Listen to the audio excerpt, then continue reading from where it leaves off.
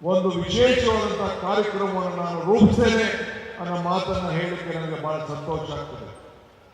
ಈಗಾಗಲೇ ದೇವನಹಳ್ಳಿಗೆ ಮೆಟ್ರೋ ಬರಬೇಕು, ಹೊಸಕೋಟೆಗೆ ಮೆಟ್ರೋ ತಲುಪಬೇಕು. ಇದು ಕೂಡ ನಮ್ಮ ಶಾಸಕರ ಬೇಡಿಕೆ ಕೂಡ ಇದೆ.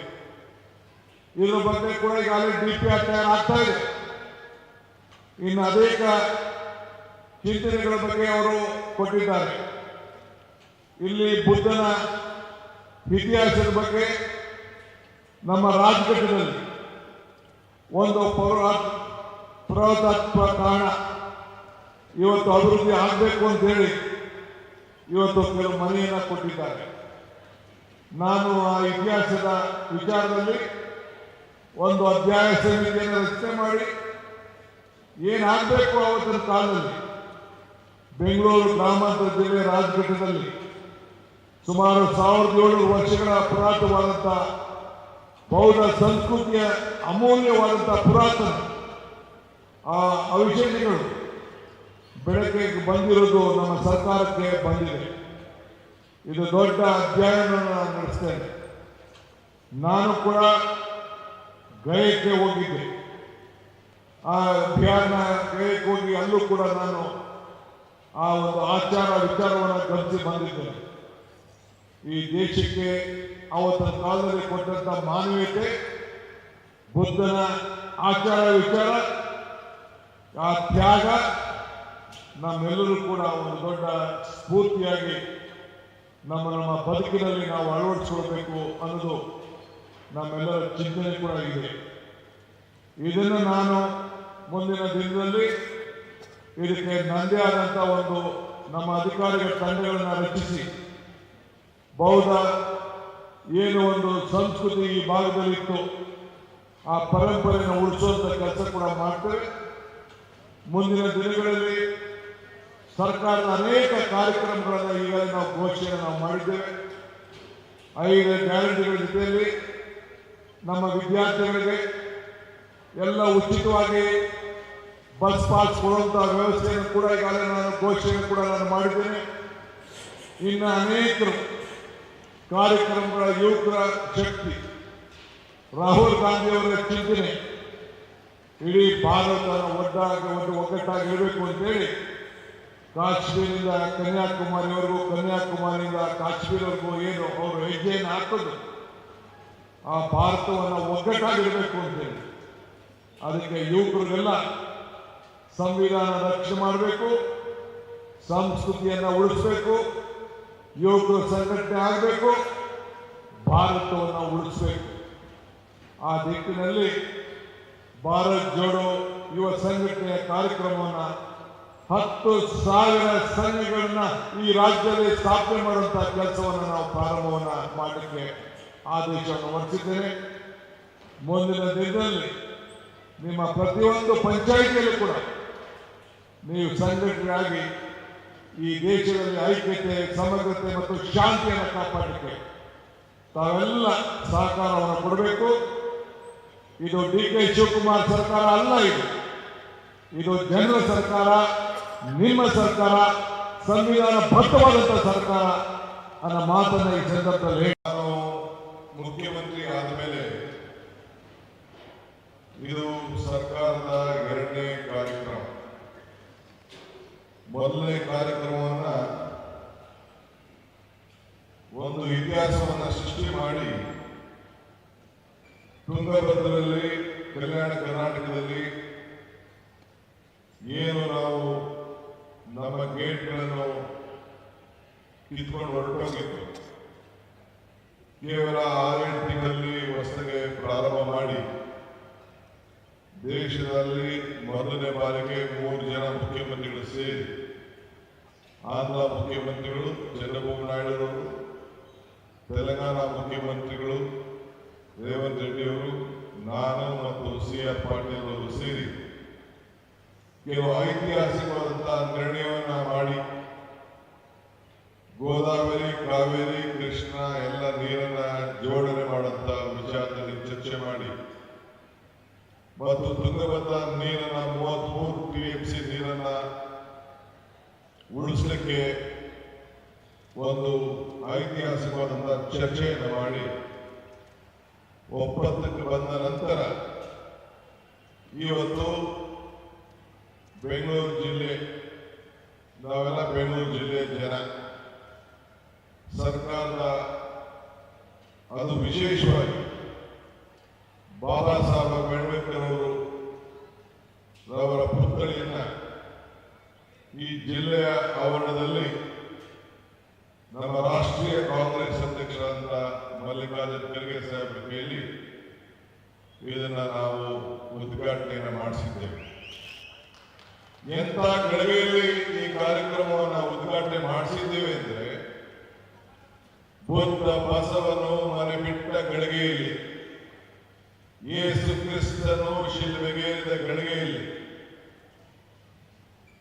ಪೈಗಂಬರವರು ದೇವವಾಣಿ ಹೇಳಿದ ಗಳಿಗೆಯಲ್ಲಿ, ಭೀಮಾಬಾಯಿರವರು ಅಂಬೇಡ್ಕರ್ ಅವರಿಗೆ ಜನ್ಮ ಕೊಟ್ಟಂತ ಗಳಿಗೆಯಲ್ಲಿ, ಮಹಾತ್ಮ ಗಾಂಧೀಜಿಯವರು ಕಾಂಗ್ರೆಸ್ನ ನಾಯಕತ್ವ ವಹಿಸಿದ ಗಳಿಗೆಯಲ್ಲಿ, ಕೆಂಪೇಗೌಡರು ಬೆಂಗಳೂರಿನ ಕಟ್ಟಿದ ಗಳಿಗೆಯಲ್ಲಿ, ಇಂಥದೇ ಆದಂತಹ ಪವಿತ್ರ ಗಳಿಗೆಯಲ್ಲಿ ನಮ್ಮ ಸಂವಿಧಾನವನ್ನ ಕೊಟ್ಟು ಇಡೀ ನಮ್ಮ ನೊಂದ ಬೆಂದ ಬೇವರಿಗೆ ಜಾತಿ ರೋಗಕ್ಕೆ ಚಿಕಿತ್ಸೆ ನೀಡಿದಂತ ಒಬ್ಬ ಧೀಮಂತ ನಾಯಕನ ಪುತ್ಥಳಿಯನ್ನ ನಾವು ಆವರಣ ಮಾಡುವಂತ ದೊಡ್ಡ ಅವಕಾಶ ನಮ್ಮ ಮಲ್ಲಿಕಾರ್ಜುನ ಖರ್ಗೆ ಸಾಹೇಬರ ಕೈಯಲ್ಲಿ ನೆರವೇರಿಸಿದ್ದು ನಮ್ಮೆಲ್ಲರ ಭಾಗ್ಯ ಅಂತ ಹೇಳಿ ನಾನು ಭಾವಿಸಿಕೊಂಡಿದ್ದೇನೆ. ಅವರ ಅನೇಕ ಆದರ್ಶಗಳು, ಚಿಂತನೆಗಳು ನಾವೆಲ್ಲ ಗಮನಿಸಿದ್ರೆ, ಇವತ್ತು ಭೀಮಾಬಾಯಿರವರ ಜನ್ಮ, ತಾಯಿಯ ಒಂದು ಮಗುವಿಗೆ ಕೊಟ್ಟಂತ ಜನ್ಮ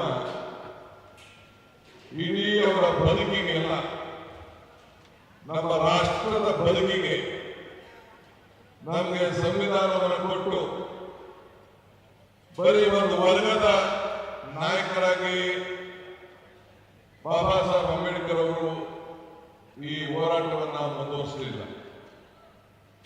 ಎಲ್ಲ ಶೋಷಿತ ವರ್ಗಕ್ಕೆ ಎಲ್ಲರೂ ಕೂಡ ನ್ಯಾಯಬದ್ಧವಾಗಿ ಈ ಸೂರ್ಯನ ಕೆಳಗಡೆ ಭೂಮಿ ಮೇಲೆ ಇರುವಂತ ನಮ್ಮ ಭಾರತದ ಎಲ್ಲ ಜನರು ಕೂಡ ಸಮಾನತೆಯಿಂದ ಬದುಕಬೇಕು ಅಂತ ಹೇಳಿ ನಮಗೆ ರೂಪವನ್ನು ಕೊಟ್ಟಂತ ಒಬ್ಬ ಧೀಮಂತ ನಾಯಕ.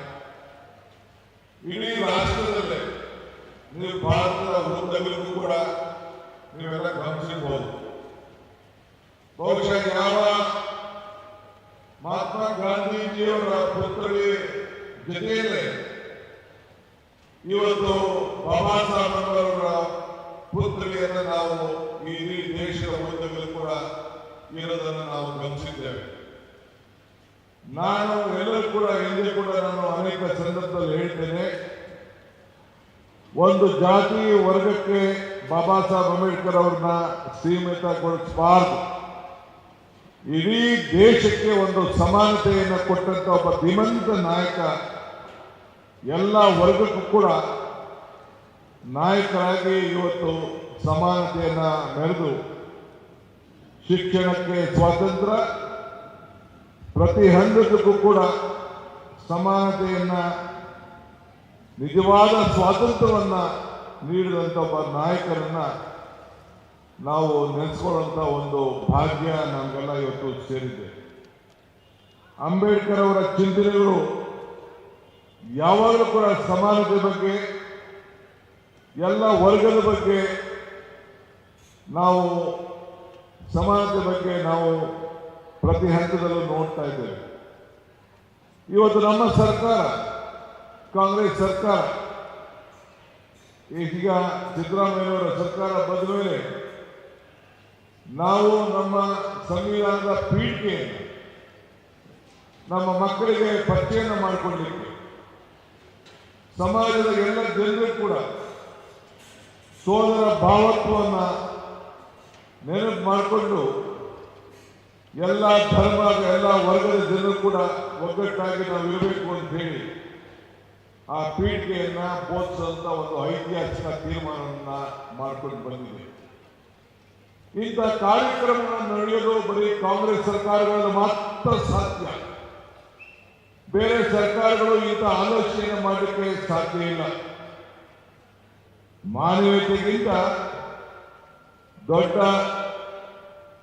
ಧರ್ಮ ಇದು ಅನ್ನೋದನ್ನ ನಾವು ಮಾಡಲಿಕ್ಕೆ ಸಾಧ್ಯ ಇಲ್ಲ.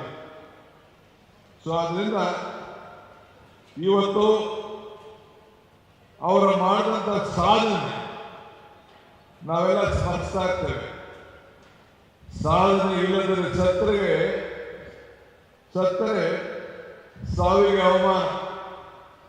ಆದರ್ಶ ಇಲ್ಲದೆ ಬದುಕಿದರೆ ಬದುಕಿಗೆ ಅವಮಾನ. ಹಂಗೆ ಅವರು ಬಾಬಾ ಸಾಹೇಬ್ ಅಂಬೇಡ್ಕರ್ ಅವರು ಸಾಮಾಜಿಕ ಸಮಾನತೆ ಅಸ್ಪೃಶ್ಯತೆ ವಿಚಾರವಾಗಿ ಹೋರಾಟವನ್ನು ಮಾಡಿ ನಮ್ಮೆಲ್ಲರೂ ಕೂಡ ಒಟ್ಟು ತೆಗೆದುಕೊಂಡು ಹೋಗುವಂತ ಕೆಲಸವನ್ನು ಇವತ್ತು ಮಾಡಿದ್ದಾರೆ. ಮನುಷ್ಯ ಯಾವಾಗಲೂ ಕೂಡ ಚಿರಂಜೀವಿಯಾಗಿರಲಿಕ್ಕೆ ಸಾಧ್ಯ ಇಲ್ಲ.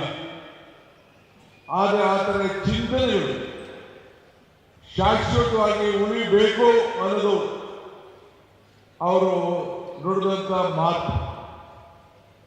ನಿನ್ನನ್ನ ಟೀಕಿಸುವವರಿಗೆ ಸಾಧನೆ ಮುಖಾಂತರ ಉತ್ತರವನ್ನು ಕೊಡಬೇಕು ಅನ್ನೋದನ್ನ ನಮ್ಮೆಲ್ಲರೂ ಕೂಡ ಮಾರ್ಗದರ್ಶನವನ್ನ ಕೊಟ್ಟಿದ್ದಾರೆ. ಆದ್ರಿಂದ ನಿನ್ನ ಹಣೆ ಬರದಲ್ಲಿ ನೀನು ನಂಬಿಕೆ ಇಟ್ಕೊಳಕ್ ಹೋಗ್ಬೇಡ. ನಿನ್ನ ಶಕ್ತಿ, ನಿನ್ನ ಕಾರ್ಯದಲ್ಲಿ ನಿನ್ನ ಮೇಲೆ ನಂಬಿಕೆ ಇರಲಿ. ನಿನ್ನ ಶ್ರಮಕ್ಕೆ ಫಲ ಸಿಗಲಿ ಅನ್ನೋದನ್ನ ನಮ್ಮೆಲ್ಲರೂ ಕೂಡ ಹೇಳಿ ಇವತ್ತು ಹೋಗಿದ್ದಾರೆ.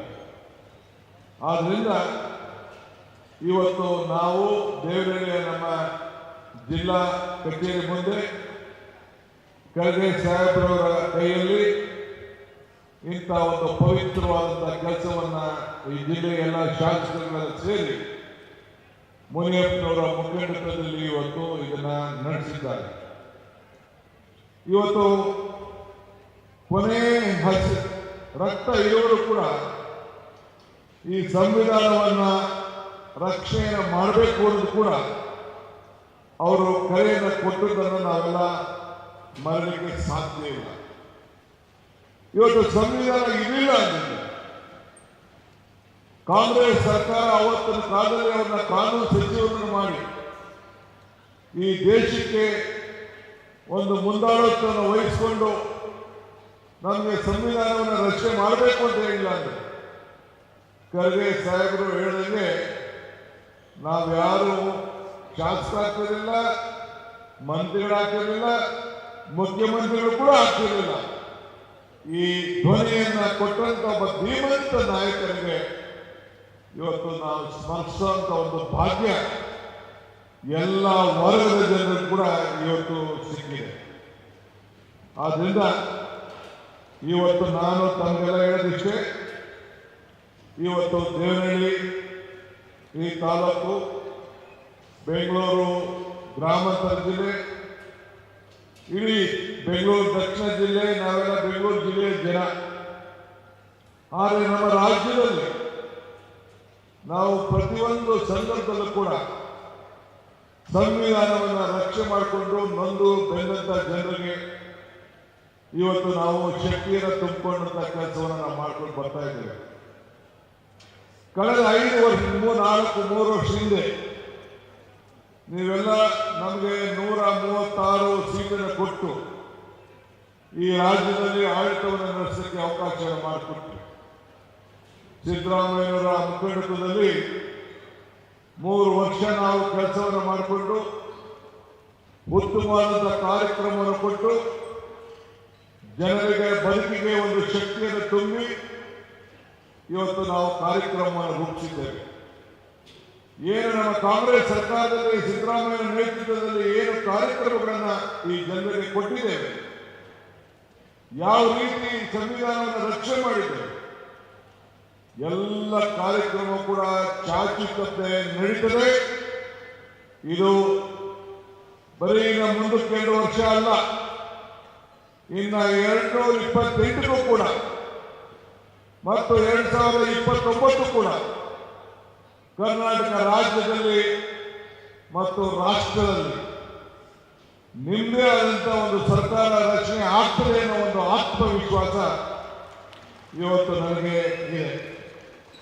ಇವತ್ತು ನಾವು ನೀವೆಲ್ಲ ಸೇರಿ ಇವತ್ತು ಈ ರಾಜ್ಯದ ಅಭಿವೃದ್ಧಿ ಬಗ್ಗೆ ನಾವೆಲ್ಲ ಚಿಂತನೆಯನ್ನು ನಾವು ಮಾಡ್ತಾ ಇದ್ದೇವೆ. ಇವತ್ತು ಪ್ರಜೆಗಳಿಗೋಸ್ಕರ ಜನರ ಸಮಸ್ಯೆಯನ್ನು ಬಾಬಾ ಸಾಹೇಬ್ ಅಂಬೇಡ್ಕರ್ ಅವರು ಹೋರಾಟವನ್ನು ಮಾಡು, ಧ್ವನಿಯನ್ನು ಎತ್ತು ಅಂತೇಳಿ ಕರೆಯನ್ನು ಕೊಟ್ಟಂತಹ ಹಿನ್ನೆಲೆಯಲ್ಲಿ ಇವತ್ತು ಯಾವ ಸಮಾಜ ಧ್ವನಿಯನ್ನು ಎತ್ತರೆ ಅವರಿಗೆ ಸ್ಪಂದಿಸಬೇಕು ಅಂತೇಳಿ ನಾನು ಮುಖ್ಯಮಂತ್ರಿ ಆದ ತಕ್ಷಣ ಒಂದು ಹೊಸ ಇಲಾಖೆಯನ್ನ ಹೋರಾಟವನ್ನು ಮಾಡೋರಿಗೆ, ನೊಂದ ಜನರಿಗೆ ಧ್ವನಿಯನ್ನ ತುಂಬಲು, ಅವರ ವಿಚಾರವನ್ನು ತಿಳ್ಕೊಂಡು ಪ್ರತಿ ಜಿಲ್ಲೆಯಲ್ಲೂ ಕೂಡ ಅವರಿಗೆ ಶಕ್ತಿಯನ್ನು ತುಂಬುವಂತ ಕೆಲಸವನ್ನು ಮಾಡಬೇಕು ಅಂತೇಳಿ ಪ್ರಜಾ ಸೇವಾ ಇಲಾಖೆಯನ್ನು ನಾನು ಸ್ಥಾಪನೆಯನ್ನ ಈಗಾಗಲೇ ಮಾಡಿ ಘೋಷಣೆಯನ್ನು ನಾವು ಮಾಡಿದ್ದೇವೆ. ಇವತ್ತು 5 ಗ್ಯಾರಂಟಿ ಜೊತೆಯಲ್ಲಿ 6ನೇ ಗ್ಯಾರಂಟಿ ಆಗಿ ಈ ರಾಜ್ಯದ ಪ್ರತಿಯೊಬ್ಬ ನಾಗರಿಕರಿಗೂ ಅವನು ಕಷ್ಟಪಟ್ಟು ದುಡಿದಂತ ಆಸ್ತಿಯನ್ನು ರಕ್ಷಣೆ ಮಾಡಿಕೊಳ್ಳಲಿಕ್ಕೆ, ಅವನ ಭೂಮಿಯನ್ನ ಸರಿಯಾದ ರೀತಿ ದಾಖಲೆಯನ್ನು ಮಾಡಿಕೊಂಡು ಅವನ ವಂಶ ಪಾರಂಪರ್ಯವಾಗಿ ಬದುಕಲು ಈ ಎಲ್ಲ ಆಸ್ತಿಗಳಿಗೆ ಖಾತೆಗಳು, ಪೋಲಿಗಳು, ಭೂಮಿ ಗ್ಯಾರಂಟಿಯನ್ನು ಕೊಟ್ಟು ಈಗಾಗಲೇ 6 ಗ್ಯಾರಂಟಿಗಳಿಗೆ ಹೊಸ ರೂಪವನ್ನು ನಾವು ಕೊಟ್ಟಿದ್ದೇವೆ. ಹಿಂದೆ ಸರ್ಕಾರಗಳು ಇಂಥ ತೀರ್ಮಾನ ಮಾಡಲಿಕ್ಕೆ ಸಾಧ್ಯ ಇಲ್ಲ. ಯಾಕೆಂದ್ರೆ ಅವರಿಗೆ ಬಡವರ ಬಗ್ಗೆ, ಅವರ ಬದುಕಿನ ಬಗ್ಗೆ ಬಿಜೆಪಿಗಾಗಲಿ ಬೇರೆ ಸರ್ಕಾರಗಳಿಗೆ ಕಾಳಜಿ ಇರಲಿಲ್ಲ. ನೀವು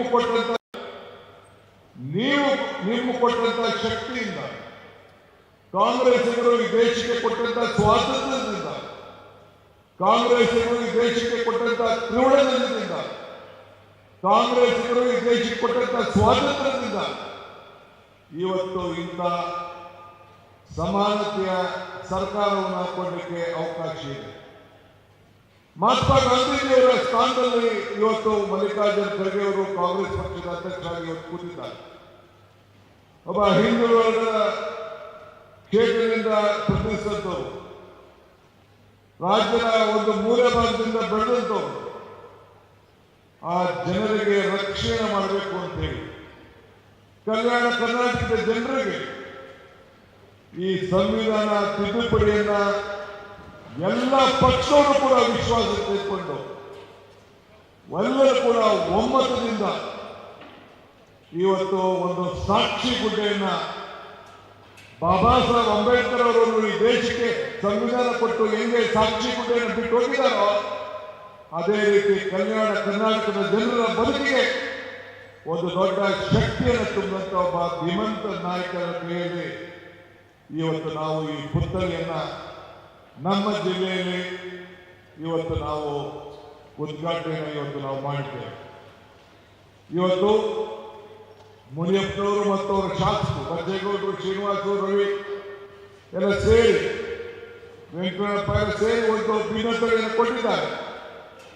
ಈ ದೇವನಹಳ್ಳಿಯ ಜಲ ಕುಗ್ತಾ ಇದೆ, ನೀರು ಕರಡು ಹೋಗ್ತಾ ಇದೆ, ನಮ್ಮನ್ನ ಬದುಕಿಸಬೇಕು ಅಂತ ನೀವೆಲ್ಲ ಶ್ರಮಜೀವಿಗಳು 1000, 1500, 200, 2000 ಅಡಿಗೆ ನೀರು ಹೋಗ್ತಾ ಇದೆ ಅಂತೇಳಿ ನಾನು ಜಾರ್ಜ್ ಸಾಹೇಬ್ರು ನಮ್ಮ ಖರ್ಗೆ ಸಾಹೇಬ್ರ ಹತ್ರ ಚರ್ಚೆ ಮಾಡ್ಕೊಂಡು ಇಲ್ಲಿ ಬಂದು ಇದಕ್ಕೋಸ್ಕರ ಇವತ್ತು ನಾವು ನಮ್ಮ ಸರ್ಕಾರ ಇವತ್ತು ಎತ್ತಿನೊಳೆಯಿಂದ ಕರಾವಳಿಯಿಂದ ನಿಮ್ಮೆಲ್ಲ ನೀರನ್ನು ಕೊಡಬೇಕು ಅಂತೇಳಿ ಈಗಾಗಲೇ ಕಾರ್ಯಕ್ರಮವನ್ನು ರೂಪಿಸಿ ಇವತ್ತು ನಿಮ್ಮ ಜಿಲ್ಲೆಯ ಮುಖಾಂತರ ಕೋಲಾರ, ಚಿಕ್ಕಬಳ್ಳಾಪುರ ಪಕ್ಕ ಹೋಗಿ ಕುಡಿಯುವ ನೀರನ್ನು ಕೊಡಬೇಕು, ಕೆಲವು ಕೆರೆಗಳನ್ನು ತುಂಬಿಸಬೇಕು ಅನ್ನೋದು ಈಗಾಗಲೇ ಯೋಜನೆ ಇವತ್ತು ನಡೀತಾ ಇದೆ. ನಾನು ನೀರನ್ನ ಹೊರಗಡೆ ತಂದಂತ ಕೆಲಸ ಆ ಶಕ್ತಿ ಭಗವಂತ ನನಗೆ ಜವಾಬ್ದಾರಿ ಕೊಟ್ಟಿದ್ದ. ಆ ಕೆಲಸವನ್ನ ಇವತ್ತು ನಾವು ಮಾಡಿದ್ದೇವೆ.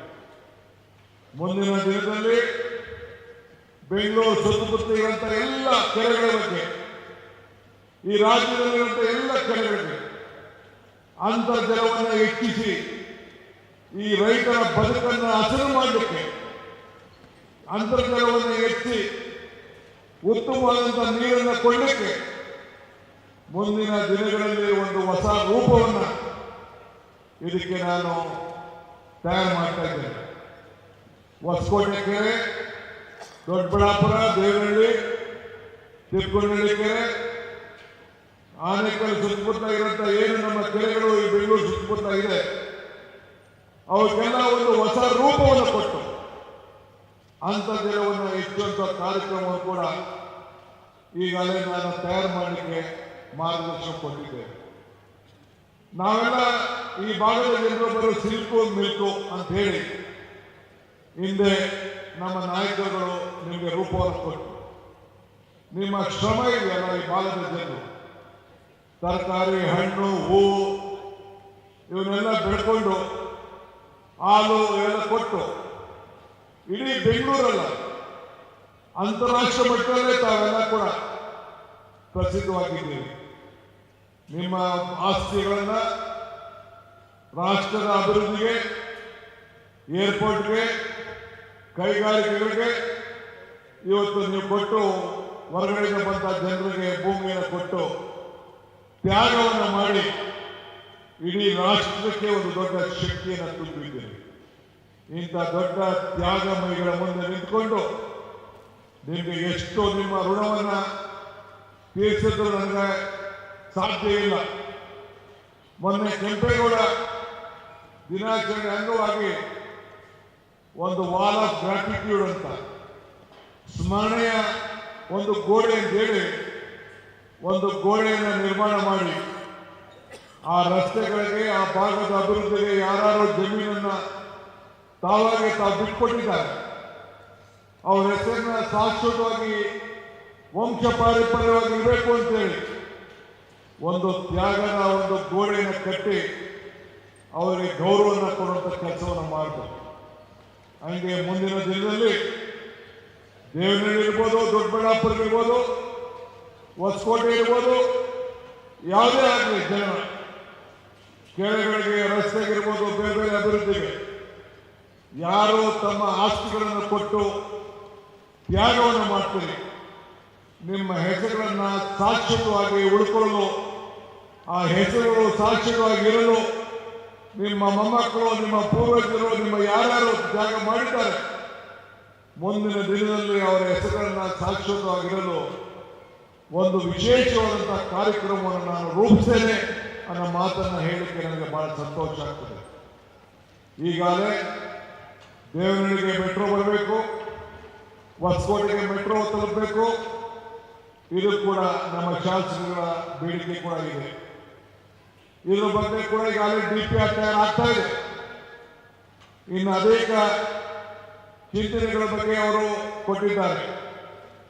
ಇಲ್ಲಿ ಬುದ್ಧನ ಇತಿಹಾಸದ ಬಗ್ಗೆ ನಮ್ಮ ರಾಜಘಟ್ಟದಲ್ಲಿ ಒಂದು ಪುರಾತತ್ವ ತಾಣ ಇವತ್ತು ಅಭಿವೃದ್ಧಿ ಆಗಬೇಕು ಅಂತ ಹೇಳಿ ಇವತ್ತು ಕೆಲವು ಮನೆಯನ್ನ ಕೊಟ್ಟಿದ್ದಾರೆ. ನಾನು ಆ ಇತಿಹಾಸದ ವಿಚಾರದಲ್ಲಿ ಒಂದು ಅಧ್ಯಾಯ ಸಮಿತಿಯನ್ನು ರಚನೆ ಮಾಡಿ ಏನಾಗಬೇಕು ಅವತ್ತಿನ ಕಾಲದಲ್ಲಿ ಬೆಂಗಳೂರು ಗ್ರಾಮಾಂತರ ಜಿಲ್ಲೆ ರಾಜಘಟ್ಟದಲ್ಲಿ ಸುಮಾರು 1700 ವರ್ಷಗಳ ಪುರಾತನವಾದಂತಹ ಬೌದ್ಧ ಸಂಸ್ಕೃತಿಯ ಅಮೂಲ್ಯವಾದಂತಹ ಪುರಾತನ ಅವಶೇಷಗಳು ಬೆಳಕಿಗೆ ಬಂದಿರೋದು ನಮ್ಮ ಸರ್ಕಾರಕ್ಕೆ ಬಂದಿದೆ. ಇದು ದೊಡ್ಡ ಅಧ್ಯಯನವನ್ನು ನಾನು ನಡೆಸ್ತೇನೆ. ನಾನು ಕೂಡ ಗಯಕ್ಕೆ ಹೋಗಿದ್ದೆ. ಆ ಅಧ್ಯಯನ ಗಯಕ್ಕೆ ಹೋಗಿ ಅಲ್ಲೂ ಕೂಡ ನಾನು ಆ ಒಂದು ಆಚಾರ ವಿಚಾರವನ್ನು ಗಮನಿಸಿ ಬಂದಿದ್ದೇನೆ. ಈ ದೇಶಕ್ಕೆ ಅವತ್ತಿನ ಕಾಲದಲ್ಲಿ ಕೊಟ್ಟಂತ ಮಾನವೀಯತೆ, ಬುದ್ಧನ ಆಚಾರ ವಿಚಾರ, ಆ ತ್ಯಾಗ ನಮ್ಮೆಲ್ಲರೂ ಕೂಡ ಒಂದು ದೊಡ್ಡ ಸ್ಫೂರ್ತಿಯಾಗಿ ನಮ್ಮ ಬದುಕಿನಲ್ಲಿ ನಾವು ಅಳವಡಿಸಿಕೊಳ್ಬೇಕು ಅನ್ನೋದು ನಮ್ಮೆಲ್ಲರ ಚಿಂತನೆ ಕೂಡ ಇದೆ. ಇದನ್ನು ನಾನು ಮುಂದಿನ ದಿನದಲ್ಲಿ ಇದಕ್ಕೆ ನಂದೇ ಆದಂಥ ಒಂದು ನಮ್ಮ ಅಧಿಕಾರಿಗಳ ತಂಡಗಳನ್ನು ರಚಿಸಿ